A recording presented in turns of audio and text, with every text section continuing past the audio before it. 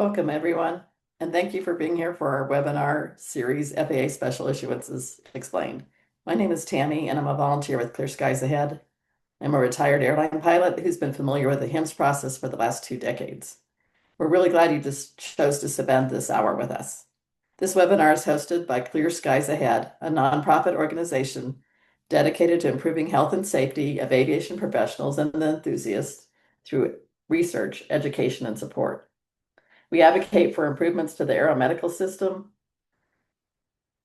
We also believe that safety depends on cultural change within aviation, one where health and well-being are treated as foundational and not something to be hidden or delayed. A quick clarification before we begin. Most volunteers at CSA have been through or are currently going through the process themselves. These sessions aim to fill a gap we identified by providing a resource we wish we had had while working to regain our medicals. By sharing our experiences, we hope to support you in your own journey towards medical certification. Clear Skies Ahead does not provide one-on-one counseling, medical advice, legal guidance, or individual case reviews. This is the 7th session in a 12-part webinar series designed specifically for non-airline aviators navigating the FAA medical certification issues related to mental health and substance use. A note on the term non-airline aviator. We had to come up with some term to include everybody that requires a medical who is not protected by their airline or a union oversight. This includes student pilots, GA, Part 91, Part 135, CFIs, AGs, drones, ATC, and DOT positive terminated pilots. Every airline pilot starts out as a non-airline aviator. Before we dive into today's topic, this slide outlines all 12 sessions in the series so you can see how this one will fit into our syllabus. Our website, clearskiesahead.nonprofit.org, serves as a central hub for this series, hosting recordings, supplemental readings, and practical tools that expand on each session's content. This session today focuses on the FAA HIMS SI, meaning Special Issuance process, which evaluates the risk associated with the medical and provides background and resources that aviators need to navigate them. HIMS itself refers to the Human Intervention Motivation Study. The HIMS program is an occupational substance treatment plan dedicated to helping pilots return to the cockpit. You can reference information on himsprogram.com. The term has evolved to include HIMSS qualified doctors and specialists to oversee mental health and substance use cases for non-airline aviators as well. The term SI stands for Special Issuance, as I mentioned just a minute ago.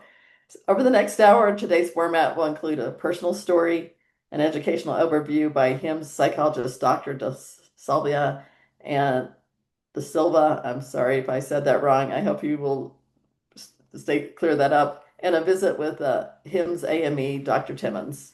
After that, we'll have a moderated Q&A with a panel.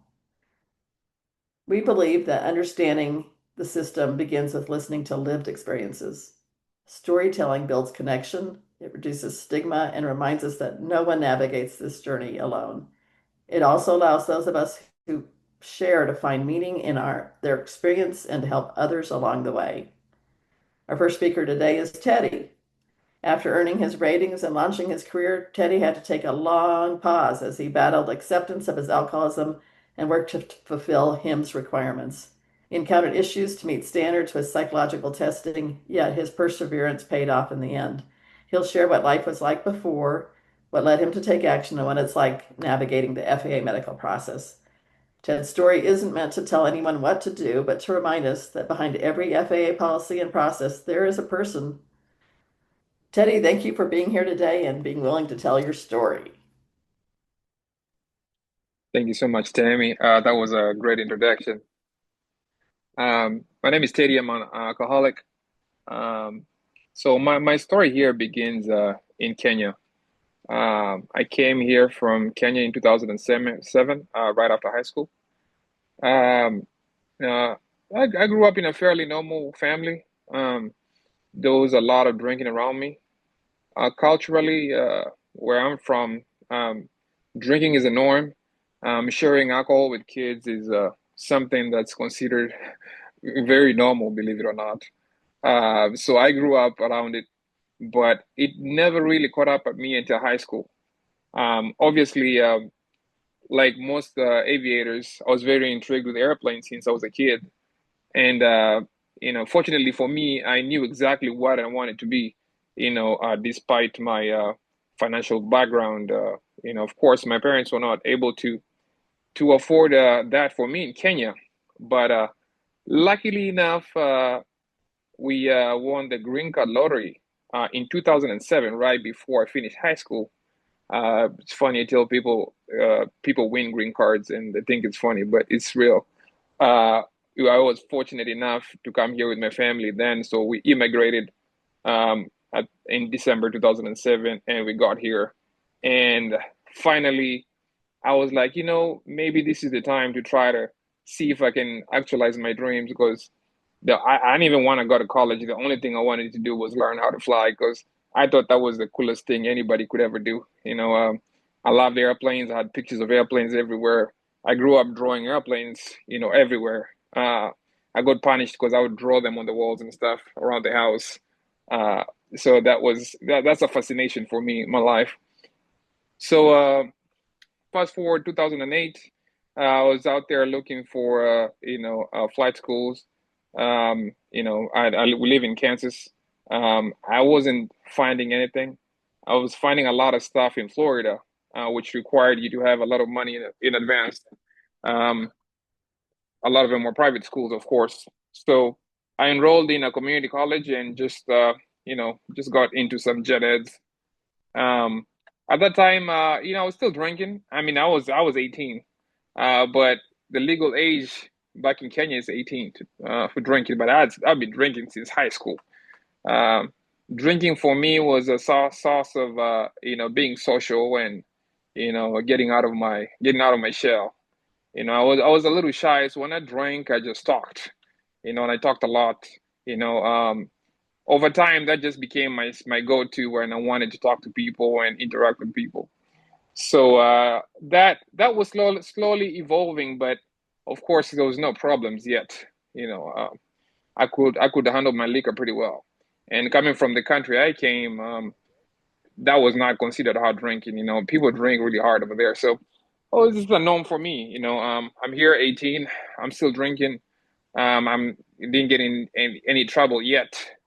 Going to community college.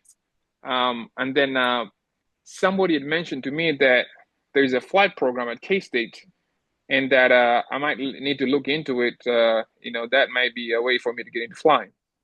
So I looked into that, and me and my parents applied for financial aid, and they accepted me.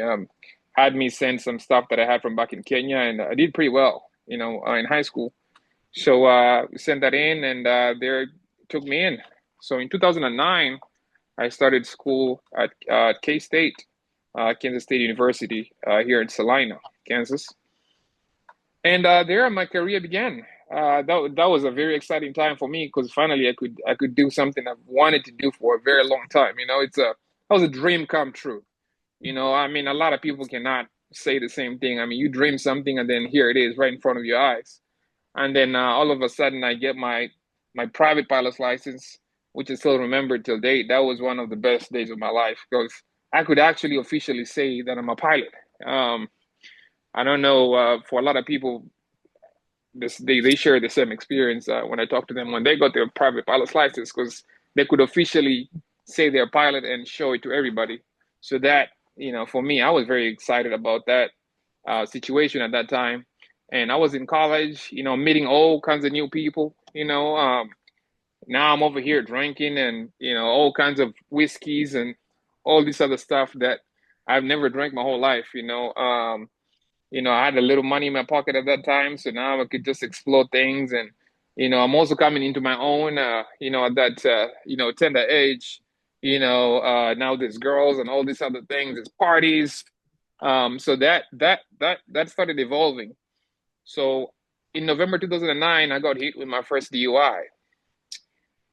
So that's where the journey begins. So when I got hit with my first DUI, I was like, all right, the FAA, didn't say much about that. It was just one DUI, of course. And then I was like, all right, we'll just keep going. I was doing pretty well in school, still partying. Um, when I got my ratings, commercial, and then CFI double I, still doing great, multi, um, and then flight instructed for a little bit. And then I landed my job as a aerial survey pilot for Air Associates of Kansas, here in Olathe, pretty close to where I live. So that was just perfect,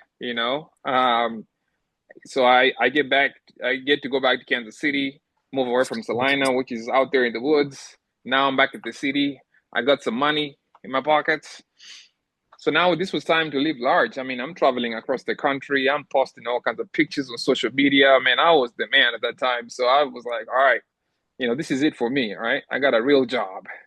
Um, so that was going on. And then shortly I got another DUI. So that's different kind of problem. I'm like, all right, well, things are starting to escalate, but I never felt like, there was anything wrong there. I felt like I just got caught, because I mean, a lot of people drive drunk, but they just never got caught. They get caught, and I mean, I've done it multiple times. So I was like, well, I just got unlucky. What do? I get a lawyer. I get a lawyer. He beats the DUI case, and I think they turned it into driving into a wrong lane. But the refusal case was a different case altogether. So now we had to go for that. So he tried to drag that into for a couple of years into 2015, but still couldn't beat it. And then at that point, I couldn't use any more money, so they hit me with a refusal. So now I had to report that to the FAA. So once I reported that to the FAA, shortly after that, I receive I receive a letter, and they said you got to turn in your medical, and these are the instructions for joining the HIMS program. I'm like, what the hell is the HIMS program? Because I'm like, I don't know what to do. At that point, I'm like, I don't know how I talked to my company about this, because I mean, it took a few months to even report this to the FAA, because at that point I'm like, I don't want to lose my career. I mean, this is my whole identity. This is just me. I don't know anything else other than just doing this. This is what I tell everybody when I walk in the room. Um, this is a source of pride for me, source of pride for my family. That's what they're telling everybody out there that I do. And then all of a sudden, you're telling me that I can't do this anymore. And I've never had anything taken away from me. It's really been a lot of good stuff, just accumulating and accruing up to this point. So took a few months, and eventually I was like, well, I can't do this anymore. And then I just go talk to the chief pilot, like, hey, this is what's going on, and obviously I can't fly anymore. And the FAA asked for their medical back, and I just sent it to them, and they're like, you know what, cool, I get it. I had built a very great relationship with most people at the company there, so I was kind of a sad situation, at the moment, but it kind of seemed like something that would get resolved in a few months. It was like, maybe if I start sending the FAA letters and stuff, but nope, that it didn't work like that. So I found myself, AME that could help me with this stuff, and I, started the journey, quote unquote. But now, and this was sometime in late 2015 when this started. I started doing that, and now I'm trying to stop drinking. Right, I'm not trying to get sober. I'm trying to stop drinking, so I can convince the FAA I'm not an alcoholic or anything like that. Because I mean, to me, alcoholics are just people that drink and just fall and do all kinds of weird stuff. I never do that. I mean, obviously, I can handle my liquor. I mean, look at me. I mean, I was doing great in life. So that was me trying to stop drinking, but lo and behold, I couldn't stop drinking. But what I could do is I knew how to avoid, getting caught. Because I mean they'll just take their pee samples and stuff, and I knew how to. to go around that. I thought I was really smart. And sometime in 2016, they asked for a nail sample and I failed it. So I mean, you can't bullshit your way around a nail sample, unfortunately. So that was a big stumbling block for me, and they reported it to the FAA. So now things are getting worse for me. So now I'm like, all right, now I'm at a point where I'm like, I don't know if I'm ever going to go back to flying because things are escalating. And then shortly after that, a close friend of mine dies in an accident coming from the club. So at that point, I'm like, man, there's a lot of things just happening in rapid, succession. And I'm like, well, something has to happen, and for the first time, I was having that feeling of being overwhelmed. And at this point, I was running out of money. My company had paid me for a few months thinking I'd get back, and that never happened. So they had let me go. No money. You have close people, dying from whatever situation that's going on here. And I'm still drinking despite the fact that I say that I want to be a pilot and, I want to do this for the rest of my life. But here they told me to just, stay sober for a few months and, try to get back, but I couldn't do it. Right. So, I mean, there's a lot of sufficient evidence that there was something wrong here. But to me, that was not sinking in yet. Right. But at that point, I was very overwhelmed. And one day I was just driving and I just started crying. I just started shedding tears. And, I'm not a very emotional person. I wasn't raised like that. I was raised in a background of, people that are very serious, in nature. And so, for a guy to cry, that was not the norm. And for the first time, I was driving, I was shedding tears, and I just told God, hey, take this away from me, whatever this is. I know there's something really wrong here, and I need you to take this away from me. And at that time, I had a sponsor, but at that point, it was just more of a picture. I mean, I wasn't really working the steps or anything. So I went and saw him. I told him my experience. I was like, I was really overwhelmed, and I know I have a problem. And he had told me before, if you are an alcoholic, just know that if you don't do anything about it, eventually it's going to kill you. And he had told me too that, hey, if you want me to write any letters or anything to the FAA for you, or, I'll do it. We don't even have to do any work. But if you really think you are an alcoholic and we need to do this, then I'm, just letting you know you're gonna die if you don't do anything about it. So I went and told him, hey man, well, obviously I've been drinking. I haven't been telling you, but I was drinking, and this and this had just happened, and I really think I have a problem, and I need you to show me how to do this. And I've been going to meetings at that point, but I'll just sit there at the AA meetings and just not say anything. I'll just pass. I never identified as an alcoholic. To me, I just felt like this was just a bunch of weirdos just sitting around and talking about drinking. Sometimes they even made me feel like drinking. Uh, so for the first time, I actually went to a meeting and actually listened. You know, and I was like, man, I actually have a lot in common with these people. With my drinking, and it's crazy how when you just open up and you start listening to things, you just realize all these all these things that you never saw before. So that's where I was in life then. I was very desperate, and I was like, well, I need to do what these people are doing here. So I started doing that. At that point in time, I'm seeing my AME, and that was at the end of May. So that was officially May 2016, and that's when I got sober. 10 years ago. So, I talked to my AME and I'm like, well, I'm really serious about it this time. And, I'm really trying to work on this. But then I kind of felt like the damage has been done with the FAA. I mean, they're looking at paperwork. They don't know who I am. And the paperwork says this guy really has a bad problem, right?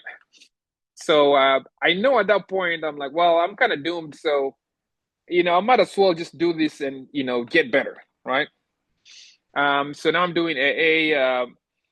I get into outpatient stuff, and I started doing that as well. I did that with the Alpo Core here in Olathe. So I was doing that, you know, also going to AA and, hustling, selling cars on the side through a friend's dealership. He was letting me just sell a car or two to stay afloat. And also think I lost some money in the stock market then because I was just trying to make money everywhere. Uh, so that's what was happening. That's 2016. Well, into 2017, I was like, well, let me also try to get back into aviation and see what's going on there. So I tried to go back to Air Associates of Kansas to see if they had a job for me. And they said that, hey, if you want to fuel planes, you're more than welcome. And I was like, well, let me just get in here while I'm working on this stuff so I can, kind of start to get back in aviation. That's better than something I can show on my resume that I'm actually involved, while I'm doing this. And that was in 2017. And, so now I'm fueling airplanes. And then now I'm starting to meet guys that I flew with coming in on the airport, and I'm fueling the airplanes. And, I'm like, man, that really just tore me apart, because I'm like, I'm supposed to fly the airplanes. Here I am fueling these airplanes. And, I'm going through this HIMS program that nobody knows about. And I'm the only person that I know that is doing this because I didn't know no one whatsoever doing this. So I mean, to me, I was like, I'm doomed because I'm pretty sure a lot of people don't go through this. I didn't knew no one, like absolutely no one that was going through this. And this is happening. I'm seeing guys now flying jets. We used to fly Cessna 206s. Now guys are just flying in jets, and I'm like, man. I'm over there giving them some jet air fuel, and I'm like, man, it used to just tear me apart. And that happened for a while, and then I moved to a different FBO at a different airport at IXD here in Gardner because I was like, well, I was tired to seeing all these guys, so I just moved to a different job. And then when I went there, I'm still seeing a lot of these guys still come in at that different airport. So there's no way I could, escape pilots, as far as I'm concerned, because they just kept coming in, and I just knew a lot of people, because I used to network back then and whatnot. And I was like, man, I'm just seeing people progress, and I'm going to social media. I'm seeing everybody just, getting the airlines and doing this and doing that, and I'm here that I can't even say what I'm doing. I'm just floating around, and I'm like, well, here I am. I'm staying sober, right? Health wise, I'm doing great. Things seem like like they're moving. So I try and go get a neuropsych eval. That doesn't go very well. During the testing, I didn't pass. So more work. I'm like, well, let me just keep working. And they told me, hey, give it some time and then come back again, right? So that's what I'm doing. And I'm like, you know what? I'm gonna stop the airport stuff. I'm gonna start a business. So I go and buy a box truck with the help of my mom and dad. I put some money back, and so I went and bought a box truck and I got on the road. So I was like, well, let me just go on the road and try to find myself out there. Go on this journey. It's just kind of feeling like I just need to go away for a while, right? So I'm out there on the road, and man, I could not escape aviation. Because at some point I was like, maybe I should just do something else or just keep focusing on this business and see how that goes. But I could just not run away from this and I was telling Tammy how many airports, there's so many airports on the highway, so there's just airplanes everywhere. And for whatever reason, you'll just see airplanes land night and day, and so I couldn't escape this. I had those episodes where I'll just go to some motel. I'll get a motel and I just go in there and I'll take a shower and I'll just cry in the shower because I was so frustrated and broken down. And I didn't understand the process, even though I do now. Just a long and slow, humbling process. That God was trying to get me through there. And thank God I hang in there because now I can see how that really built me to a point where I am today. But and this is going on, and I go again and try the neuropsych eval. It didn't happen. So I'm just on the road, keep going and keep going. Well, I'm like, well, this business is not making sense anymore. So I get into another business. Now I get into what I'm doing right now, which is non-emergency transportation. So I started that business because I knew a friend of mine that was doing that and he was doing okay. So I was like, well, let me just do that so I can stay home and really focus on this situation. Because now I know I really need to get back into flying, right? Because I've been on the road picking up cargo from all these airports and, taking them, where. And, I'm not escaping this situation. So I might as well just go home. So, so, so I just went back home and started this business. And, here I am, working the program, um, trying to do, and then I do it one more time for the neuropsych, nothing. So now I'm convinced that I'm never going back to flying, right?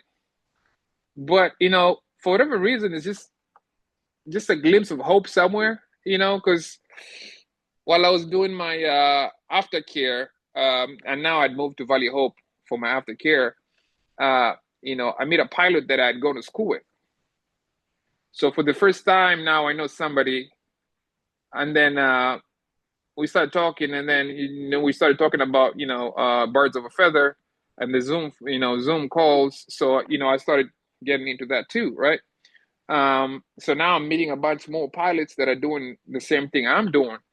So I'm meeting these guys in my aftercare, for Valley Hope, and then another pilot also joins in, and then another pilot also joins in. So I'm like, man. So now I'm like, so now I really feel hopeful because I'm like, well, there's a bunch of people doing it, and a couple of those people had also gone through the same situation that I did and failed at their situation a couple of times. So now I'm like, well, if other pilots are also going through the same thing, then it might not be that bad. Because I was like, maybe this is evidence that maybe I'm just not supposed to fly, because this was just building against me. Or I'm like, well, this alcohol has destroyed me so much that my brain is not able to function the same way other pilots, do, because, you go to these evals and they tell you, oh, this is how other pilots perform and this is how you're performing. And you're like, God damn, man, what's going on, So that was really frustrating for me. And the only people that understood the situation was the pilots that were going through it, because I couldn't explain this to my sponsor. I couldn't explain this to my family. They were like, well, you've been sober for several years now. What's going on? Why are you not, getting back? Well, I'm like, well, there's this little exam that I keep going and nothing's happening, and I'm like, well, I just really get frustrated. And, I started saying, you know what, I'm going to do whatever I need to do, to try to get at the FAA. So, I contacted my senator, sent him a letter, sent him a couple letters actually, just frustrated with this whole situation. And then they put me up with the guy from the FAA, and I talked to him, and they told him, he's like, hey, well, you could try some cognitive rehab. And that's the first time I heard of cognitive rehab. Some people call it remedial training. And, I link up with Dr. Bracy out of Neuroscience Center of Indianapolis. And I started working with him, so we work together for a while.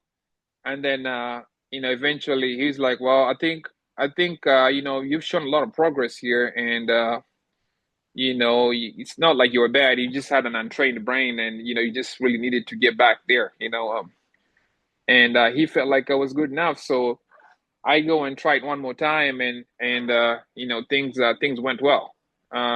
And you never know that things really went well until the FAA come back and say things went well, And the biggest problem I had was sending in my paperwork to the FAA and waiting for a long period of time by not hearing anything. So it just drags things out. So this time around, when my paperwork was sent, I was like, you know what, I'm going back to the senator. So I sent the senator another letter. I'm like, you know what, I need your help to see if I can reach over to the FAA, because I don't know any way to do it. Because last time it took me so many months to even hear back from them. And interesting enough, they put me on like a three-way phone call. So here I got the FAA on a three-way phone call, and I'm like, oh man, so I'm freaking out because I'm like, well, I'm gonna take this as disrespectful because I'm contacting the senator. I'm trying to like force their hand or something. So they're like, well, what can we do for you? I'm like, hey, I just want to know if that's sufficient enough or not, because I've been going at this for a long time. And they're like, well, looks like we've received your paperwork, so we'll look into it. And lo and behold, um, shortly after that, I just received mail, and they said, here is your, medical bag. And this was this year, January. So, I mean, that's that's a 10-year time frame right there. And, it's really hard to cover everything that happened to me during that time.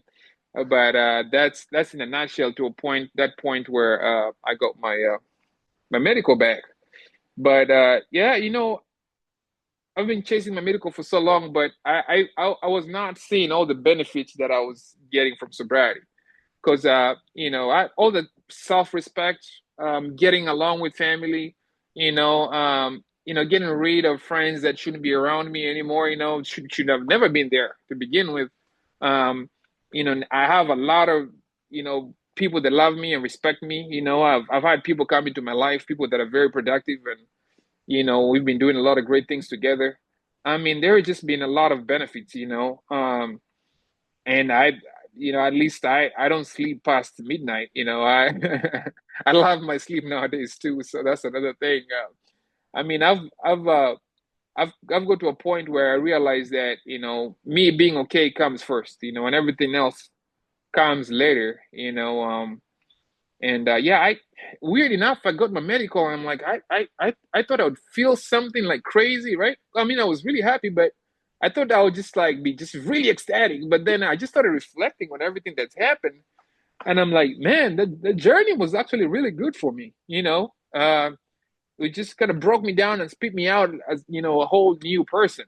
Um, so yeah, here standing before you, I've just been changed by life. Just been molded. Um, Now I know this process didn't need to be that long, and I know what I could have done better without involving the senator.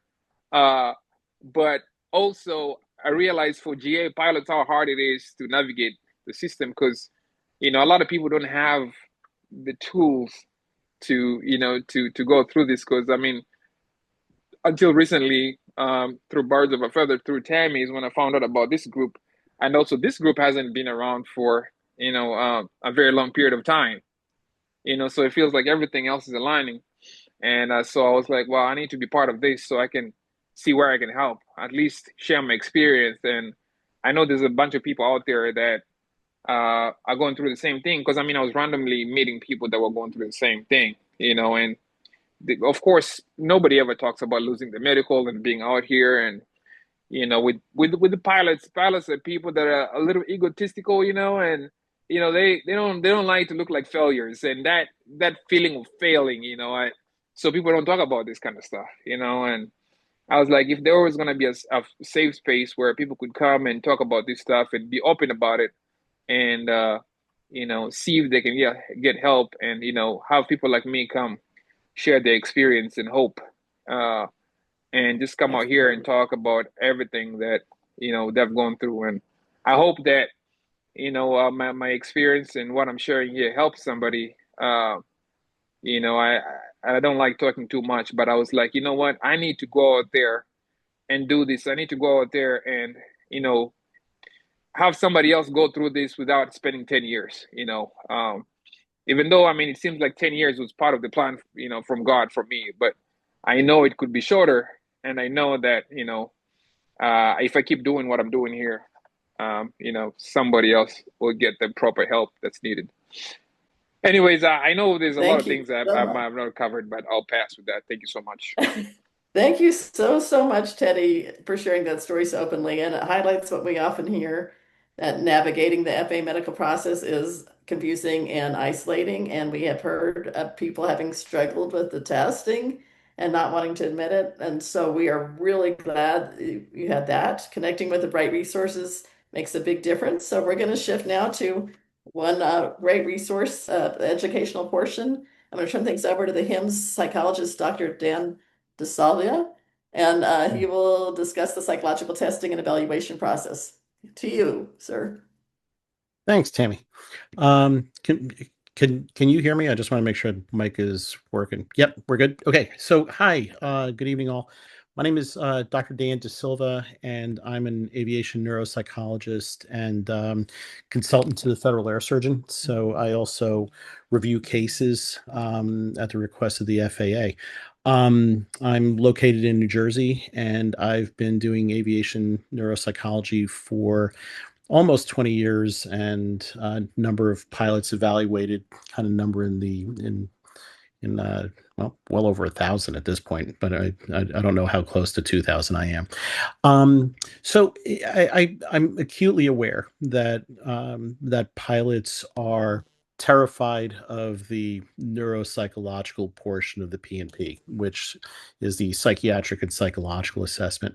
Um, and I know that there's information out there on especially Reddit, saying things like nobody ever passes, it's designed for failure, and even pilots who are flying would fail this.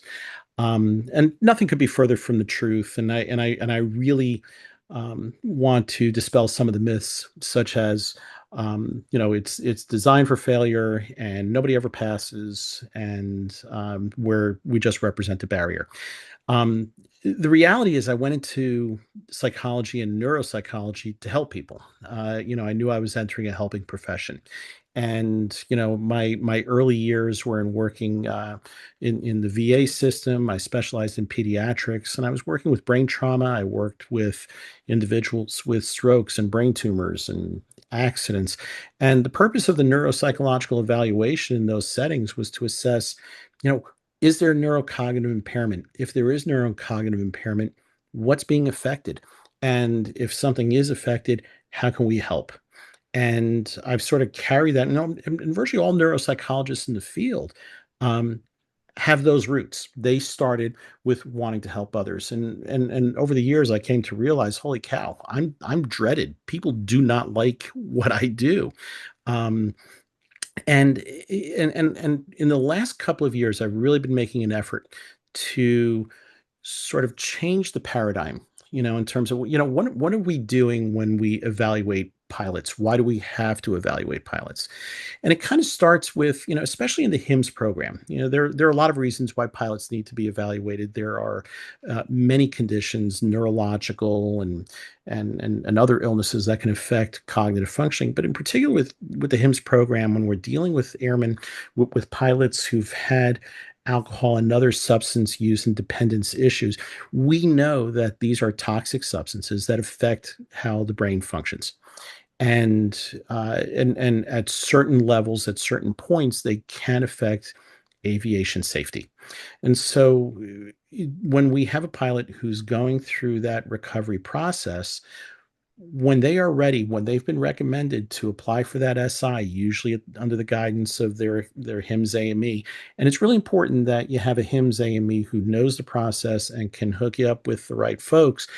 The when you're ready for that assessment, um, you're going to go through a neuropsychological evaluation that assesses your processing speed, your memory, your IQ, your visual spatial processing, visual memory, verbal memory, deductive reasoning. So all these different areas that by themselves they are aeromedically necessary, and in their totality they are very aeromedically necessary and have significant implications for aviation safety.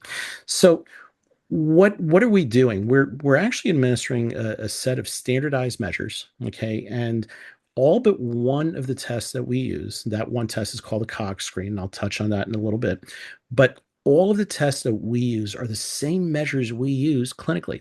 So if someone is referred by a hospital or by their neurologist or even by their family physicians, we really should get you assessed. It's the same tests.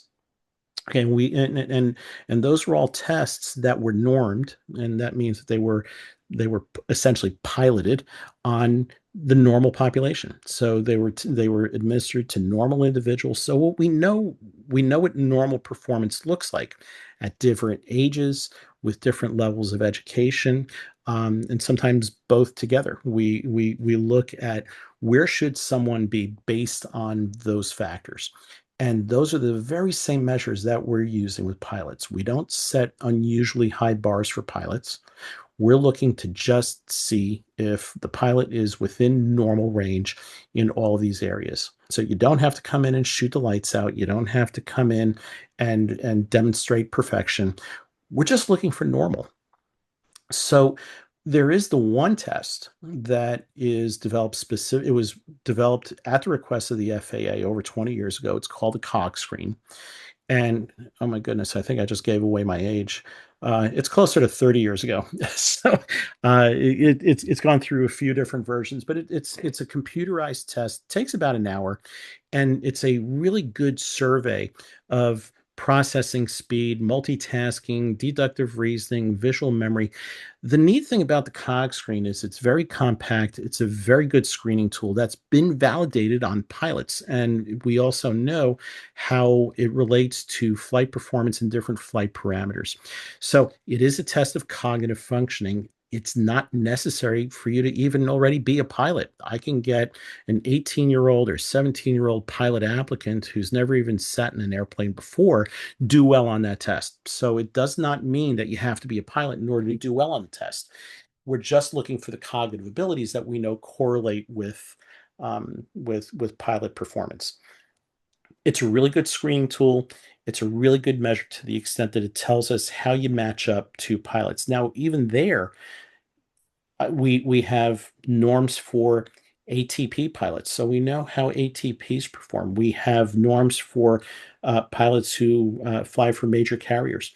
We have norms for general aviation, and for a lot of these, they're stratified by age. So we know how an 18 to 35-year-old general aviation pilot should be performing on these measures. Again, based on normal performing pilots with no history of medical conditions. Um, so why are we doing this? Going back a little bit, when I have a pilot who has a significant history of alcohol abuse or dependence, what we wind up seeing are certain deficits related to the alcohol use. Visual memory seems to be particularly impacted, processing speed, working memory. And these are all areas that when the brain is still recovering and not fully through the cognitive recovery from its use, we see these areas as falling down and appearing weak. Is that the end of the road? Absolutely not, not by any stretch. Because really what that's telling me is, okay, this is someone who's probably still recovering from their use. They really could use a little bit more time. Okay. And sometimes I'll even recommend, as Teddy mentioned before, there are a couple of docs out there who do cognitive remediation, cognitive rehabilitation to sort of help that recovery along, and sort of speed up the process a little. Um, the I want to be clear that in all my years of doing this, and the over 1,000 pilots that I've seen, when it comes to the HIMS program for pilots in recovery, it's a very small number of pilots who never got through this process, at least in my caseload. Virtually everyone has gotten through. The ones who haven't gotten through, um, usually it's because there are other issues. One of them may be, the older pilot, and this is where the window starts to close for commercial pilots, where the window closes at 65. There is mandatory retirement for the major carriers, and sometimes I'll see a pilot, 63 years old, been drinking very, very heavily for 40 years, finally catches up with the pilot, and unfortunately, there just isn't enough time in order to get that recovery under their belt in order to get back to flight before the mandatory retirement. That's actually happened a couple of times on my caseload that they just timed out. Um, I've had a couple of pilots whose recovery was very, very shaky, and they just repeatedly relapsed and just never really got through. And unfortunately, I do have one. This is where um, the seriousness of the disease takes over. I had one pilot die from opiates, and he just could not get out from under that burden, and obviously never returned to flight. So these things do occur, um, but the pathway for getting through is absolutely there. Teddy, touched on, having had to go through the process a few times. Um, what are the different reasons why someone might do poorly in the evaluation? One is there might be a pre-existing condition.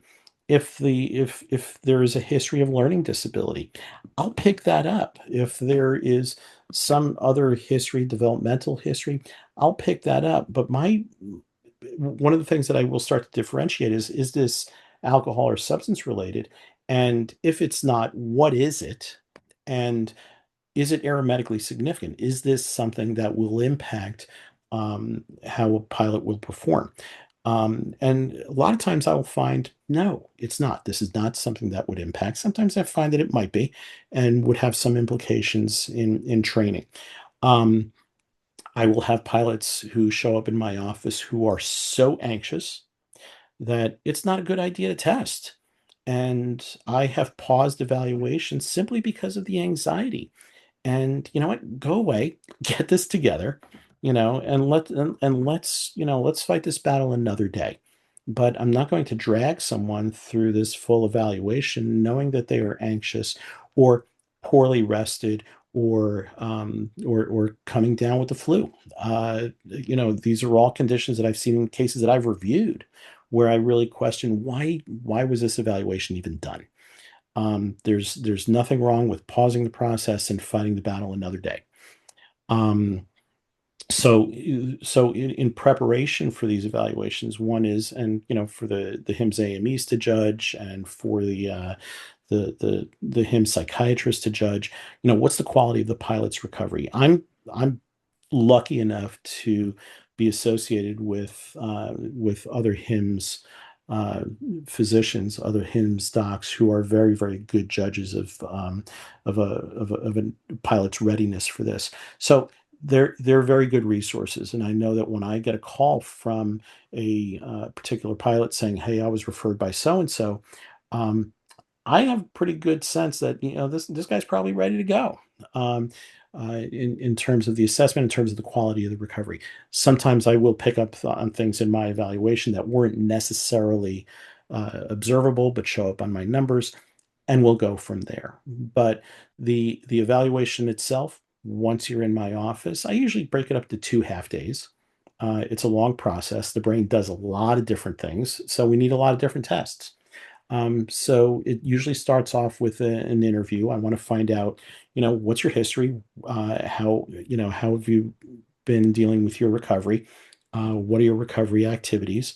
Tell me about growing up. Tell me about, all your other medical conditions. So I get all of that information, and then we settle in with doing the evaluation.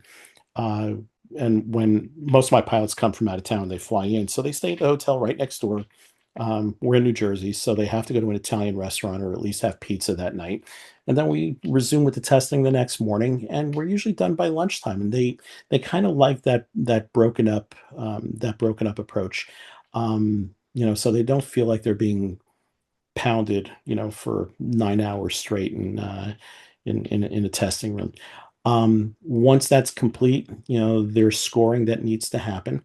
And then, we'll do a debrief with the pilot, usually within about a week. We'll get to the pilot, say, hey, here's what we found. We're good to go. And the report goes to the AME, whose responsibility it is to put together that big giant package. So the AME gets our report and all the data that goes with it. The pilot can get the report, but the data has to stay behind a firewall that the FAA wants to protect those tests from public domain. If we do find issues, then we have a discussion of, what do we think is going on? Sometimes they're mild enough where I say, you know what, just do some cognitive exercises on your own, get some rest, get some more recovery, and let's take another look in a couple months. And we'll spot check those areas. If it's more significant, then yeah, I might refer to one of those docs who do this kind of work to get the pilot back up to speed. In terms of preparing for the first go around, there's really no substitute for good, solid recovery and good time in recovery. Coming in too soon is often a problem. Coming in 2 weeks after you were in rehab, that's really not a good idea. I usually like seeing pilots um, at least having gotten through their 90 and 90 and already established some sort of rhythm with their AA meetings. So that usually puts them, at least 4 months into recovery, by the time I see them. And even longer is not a bad idea because then I can ask questions like, what step are you on? And how's that going? And how's everybody else looking at your sobriety? So we get some really good information there. Sometimes, if it's a commercial pilot, I might talk to a chief pilot. I might talk to their peer pilots. I might talk to a spouse. But then I also do a lot of cross-referencing with the HIMSS psychiatrist so that, we compare notes and we make sure that we're on the same page. The last thing that we want is to confuse the FAA with two very disparate opinions. And sometimes the psychiatrist will pick up on, a lot of times, psychiatrists will pick up on something that I didn't. And we'll discuss why did I miss that, or what can we do to reconcile that, and then we certainly address it in our final reports. I think I got a lot out. I'm going to catch my breath for a second. Tammy, what do I do? Are there Yes, questions? Are there anything? oh, man, that was great. You did, but you covered a lot. You go ahead and take a little break. We also have HIMSS AME, which you referred to sometimes consulting. Dr. Timmons is with us. He practices in New Jersey and has been an examiner since 2008. So he's going to add a little perspective and stick around for questions and answers. We might go a little over. I feel like this is a really important webinar, and my experience with people trying to get back, I have a lot of questions over this. So, Dr. Timmons, do you want to add a few words before we do the panel? Sure, I'll be very brief though, to allow people to ask Dan some questions. So I think it's very important for AMEs to establish relationships with the psychiatrist and the neuropsychologist. I've had the good fortune to work with Dr. DaSilva for probably as long as I've been doing HIMSS, for about 15 years now, and it's made a huge difference for me. So um, I would encourage, hopefully, whoever somebody's working with, it would be good if the HIMSS AME can have a good back and forth relationship with the other consultants that are doing it. It'll make a difference in success. Wow, thank you both so very much. Okay, we are going to now move into some questions and answers, the portion from the webinar. Teddy, Dr. DaSilva, and Dr. Timmons will all be able to answer your questions or comments. Before we begin, just a few reminders to help us stay within the scope and make this useful. Please keep your questions general rather than case specific. We can't review or advise on any individual medical situations. And if your question has more than one part, just ask them separately.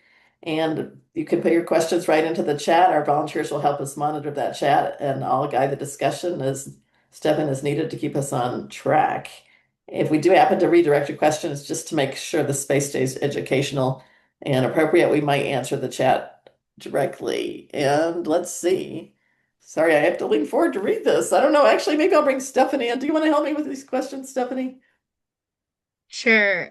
Tammy, we have a question saying, from the perspective of a non-airline general aviation pilot, are there differences in how a HIMSS case is evaluated when a pilot is seeking an upgrade to a first class medical versus a second or third class? Yeah. So, oh,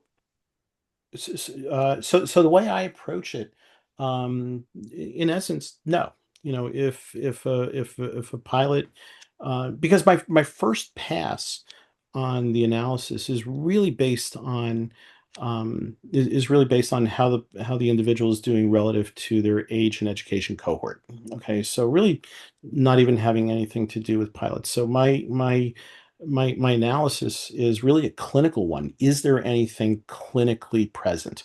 When it comes to aeromedical significance, everybody's being compared to an age-adjusted pilot sample anyway. If I have a commercial airline pilot in my office who's already an established commercial pilot, then I will use ATP norms. But if I have a student pilot, a young student pilot, 19 years old, I'm going to use GA norms. And at some point, they will apply for that first class. And I've never had a case come back at me because they were initially evaluated under GA standards.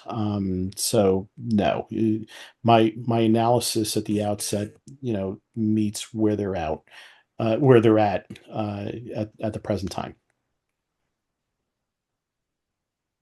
All right. Well, thank you. Okay. Yep. We have another question. Many pilots understandably want to be prepared for HIMSS neuropsychological evaluation. I think this is maybe kind of addressing the gouge out there and maybe how you feel about that. So it's what preparation do you recommend before the evaluation, and what types of preparation are unnecessary or potentially counterproductive? Okay, really, really important topic. And I truly believe this. There is no substitute for good, solid recovery, taking care of your body, good sleep, good nutrition, that whole deal. Now, I am very aware that there are, let me start it this way. I'm very aware that there is gouge out there. Gouge is the term for um, essentially cheating materials. There isn't gouge on everything, but there is gouge on a lot of it. A lot of it has circled among the commercial pilot groups. The thing is that it's very easily spotted. I can see it results in very unusual numbers on the testing. And the neuropsychologists know when this is happening. And when it does happen, and we can see it manifesting in our tests, we know that we now have unreliable data, which means we now need to go to our testing closet and start pulling out other tests that are not as well known, but measure those same areas. So really what it results in is the FAA now seeing that you had access to cheating materials, okay? But it also makes for a much longer day for the pilot. Okay. The other thing is that there's a difference between websites that provide cognitive exercises, okay, like Lumosity or Brain HQ or Posit Science or Happy Neuron. Those are exercises. There are a couple of sites out there, okay, one in particular, where it has been engineered to specifically prepare the pilot for the neurocog. It is a cheating website. There are questions of possible copyright infringements, and it is clearly a threat to aviation safety.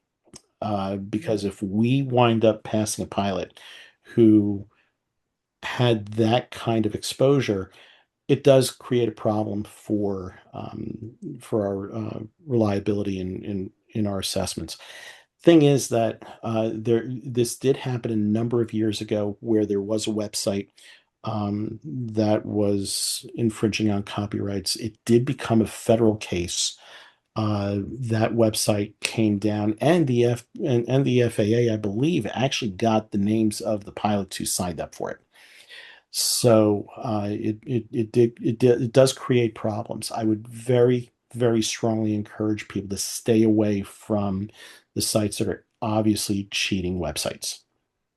The cognitive exercises, that's a completely different and acceptable approach. So one is, if you want to go home and do math, flashcards, versus getting the teacher's answers to the exam, that's really what you're talking about. It's that kind of difference. Stephanie, do you think that answer the question sufficiently? Is there more that you want me to? I did. I have, oh, one other question came up. Is there like a minimum time between testing that you're like, say you went had a bad day, you knew it, but you just found Yeah, out that somebody. it depends. That's a really good question. It really depends on it really depends on what the cause is. If I have low scores that affected some tests and it was in my judgment and observation, it was entirely anxiety based, I can bring that pilot back a lot sooner. Okay. Um, if it was a situation where, this really looks like cognitive recovery stuff, there really looks like there's, some working memory and visual processing issues that are really persisting, it could be a few months, and the FAA would certainly question if someone came back too soon. We just don't expect to see the brain recover in that way. So we do want sufficient time to elapse. Um, I hate putting specific numbers out there, but usually, if it's a matter of true cognitive recovery, cognitive exercising, then you're probably looking at, 3 months plus, for coming back. We also have to be sensitive to practice effect. That someone is doing better on the test because they just took it last month. So we don't want to pick up on that either. So Thank you. Well, we have about three more that I see. Do you got any more than that, Stephanie? Let's see. No, I would say we have one, maybe Dr. Timmons can weigh in. The question is, so is it the AME or the company or the pilot who makes the decision it is time to get the cog screen? So I guess the question is kind of like, at what point are you doing the cog screen or the psychological testing? Yeah, I would say it's sort of a decision between the HIMS AME and the neuropsychologist and the psychiatrist. It's like anything, it's kind of depends on the case. I've had some where we actually normally we see the neuropsychologist first, then the psychiatrist. Sometimes we reverse that, depending on the history and the things that are going on, just because we want to maybe know some things that the neuropsychologist should be aware of going in so they can be prepared. Dan, what do you think? um you and I work well together. There are times when Dr. Timmons has the ability to administer the cog screen in his office, and he'll share those results with me, and that's a really good indicator of how the pilot may do on the broader battery. And so that's something that he and I will do sometimes. So that's part of the decision making. But yeah, I totally rely on the on the HIMS AME and the psychiatrist to say, yeah, solid recovery. He's been doing this long enough. He looks good. Let's go for it. Um, yeah. Yeah. Can I just can I Yeah. just clarify one thing? People use the term cog screen Mhm. rather generically. Cog screen is the name of that computerized battery that I was referring to before. It is one test in the much larger neuropsychological battery. So when you say cog screen, you really are using the name of one test that's part of that larger battery. Yes. Thank you. Yep. Um, Two more questions here. One is, can you speak to timeline from test to report being completed and submitted to my AME? I think the question is the timeline, because a lot of people's experience is that they could be waiting several Mhm, months before their mhm, evaluation has a report from when mhm, they did the test. mhm. So what It is the typical expected timeline? I wouldn't say there is a typical. It really depends. I just took care of of an airline case that was a week and a half. I had everything I needed. Pilot, shut the lights out, and we are good to go. There are other times when I'm waiting to hear something from the psychiatrist, or we're still waiting for some records, or so it can be anywhere from a couple of weeks to a couple of months. Keep in mind that these are really substantial reports. Dr. Timmons has joked a few times about, the length of, the amount of material that I send him. Sometimes, he commented once it was a record. What was it? It was over 100 pages that I sent you. It's like, but so they can be quite voluminous, and to be honest with you, I will take some time on some cases sometimes because they're not clean. Sometimes I do let it sit for a little while I try to figure out, okay, am I concerned about this or not? Is there a way to explain this or not? I'll ask pilots to send in their school transcripts. Sometimes the story is there in the school transcripts, and it's like, okay, this is not alcohol related. He's always kind of had this.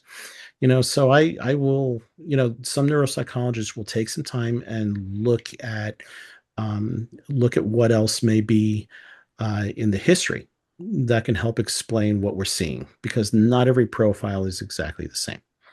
So big non-answer. The real answer is it depends. Okay. Dr. Timmons, did you have something to add? Yeah. Sorry, I've got a mosquito here. So, yeah, I just want to piggyback on that. I will say that I've had cases where it was to the pilot's benefit that it was delayed, because we were able to get the case through. And I've seen several where it wasn't delayed. It was just done, submitted as fast as possible. There were significant problems that were then presented, and those were problems that were difficult, if not impossible, to overcome in an appeal. So wanting everything as fast as possible is not great in the current culture of immediate gratification. Sometimes delay is better, and you want to get it right. So I agree with what Dan said. Abe, to piggyback on that, I mean that's a really good point. I mean, we're collecting hundreds of variables. Okay, we've got accuracy scores, we've got speed scores, we've got scores that reflect both at the same time. There are a lot of numbers that we're collecting. Invariably, even if I test a normal person, I go out to the street and grab someone, bring them into my office, odds are in my favor that I'm going to find an impairment somewhere. What the FAA doesn't like are impairments without explanation. Okay. And I think it's important to take, and there are people, I've seen reports in my reviews that where there'll be impairments, but the neuropsychologist will conclude with, no aeromedically significant deficiencies, no diagnosable cognitive disorder. And it goes in and the reviewer at the FAA is going to look at this, go, wait a minute. You didn't say anything about these weak scores. These need to be explained. So they don't like unexplained weaknesses. Most of us have weaknesses somewhere. You want a neuropsychologist who's going to take the time to explain why that's there. What's the explanation for it? Is it significant? Is it aeromedically significant? And when the FAA has that, when the folks at FAA have that explanation, they're much more comfortable with it. Okay, so you want the time taken, and for me, sometimes I do take a little bit of time to sort of, okay, what explains this, and what do I need to say here to put everybody in a comfort zone to make the final decision. So yeah, there are certain cases where you just don't want to rush it. Yeah, thanks. Well, we're Tammy, looking at a few, but we're also getting tight on time here. So, I what do you think think, so. Stephanie? I would really like to address this question because we're really talking about mental health here as well, not only substance, or trying to provide information for mental health as well. not just substance use disorder. So the question is, what would the testing look like if it is any different for antidepressants and or a former ADHD diagnosis? Right. So the FAA has different protocols. The core of both of those will be the core of both of those will be the CogScreen, the computerized test. Right now, the standard for the antidepressant protocol is just the CogScreen test. If there are any concerns there, then there's additional testing that is required. So it is considered just a screener. If everything looks good there, you're off to the races. The FAA does like it, but they're not requiring an MMPI to accompany that. And sometimes I'll work in conjunction with the psychiatrist. If the psychiatrist has some questions or some concerns, I may pull the trigger on the MMPI, which is a comprehensive psychological battery questionnaire. For the ADHD protocol, which does not require a HIMS trained evaluator. It does require an aviation neuropsychologist, but it does not necessarily have to be someone who is HIMS trained. Even though the letters do say that. That battery, back in the day, it was a very extensive battery, akin to what the full HIMSS protocol is. That's what it was. We were able to pare it down to about a half a day. We had a task force a number of years ago where we said, okay, look, not everybody has an accurate diagnosis of ADHD, and not everybody needs this monster battery. So that we did pare it down to about a half a day. Again, CogScreen, some behavioral questionnaires, and some assessment of processing speed and attention. So there are a couple of additional tests in that one. That one is necessarily followed by a drug test. That one will require a drug test for amphetamine and methylphenidate, the metabolites, to make sure the person was not on some kind of stimulant at the time of the testing. That has to be completed after the evaluation, not before, because these are fast-acting drugs. So we want to see, within 24 hours after. So those are the differences between the three batteries. Okay. I think that's helpful. And I'm just going to throw this last question out. It's a little bit specific, so I'm going to try and read it in a way that's more general. But since you spoke about the MMPI personality test, this person tested arithmetically significant, or tested with arithmetically significant personality traits were identified. Yet no diagnosis of pathology. The neurologist recommended 1.5 to 2 years of psychotherapy. They've been doing it for 9 months, and the doctor wrote a letter saying he sees no issues and that they're safe to fly.